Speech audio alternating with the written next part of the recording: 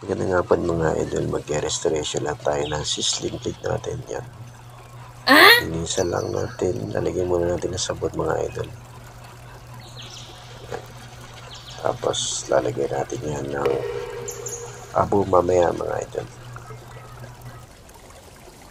Lalagyan na natin ng abo mga idol para mas madaling matanggal ang kalawang. Yan. Kuskusin lang natin mga idol. Tapos lalagyan naman natin ng mantika at abo para mas makinis ang ating sizzling plate mga idol. Hugasan na natin mga idol para makita na natin yung resulta ng ating pagkuskus ng ating sizzling plate.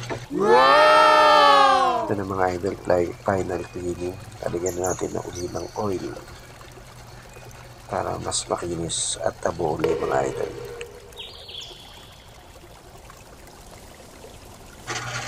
Yan mga idol ang ating abo. Papahid natin ng ulit-ulit na may oil para mas makinis ang ating sizzling plate.